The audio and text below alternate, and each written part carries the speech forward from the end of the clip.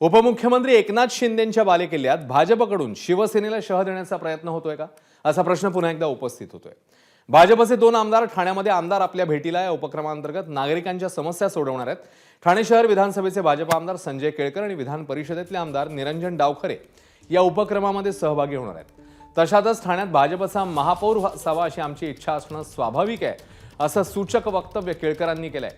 काहीच दिवसांपूर्वी मंत्री गणेश नाईक यांनी ठाण्यात जनता दरबार घेणार असल्याचं जाहीर केलंय।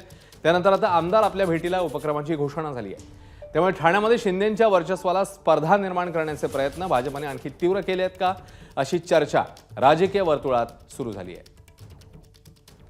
पूर्वी कल्याणला आम्ही युती न करता लढलो आणि त्या ठिकाणी संख्या पण आली निवडून आणि त्यावेळेला भारतीय जनता पार्टीचा महापौर पण झाला।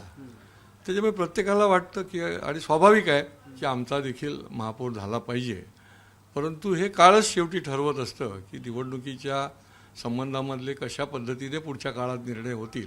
कार्यकर्त्यांची निश्चितपणे इच्छा असते।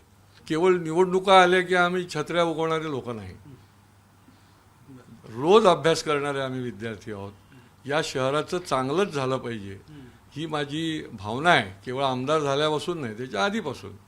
आणि त्याच्याकरता जे करता येईल ते करण्याचा माझा प्रयत्न असतो। त्यामुळे निवडणुका आल्या म्हणून हे सुरू केलं असं नाही, हा आमचा अव्याहतपणे हा कार्यक्रम चालू आहे। एबीपी माझा, उघडा डोळे बघा नीट।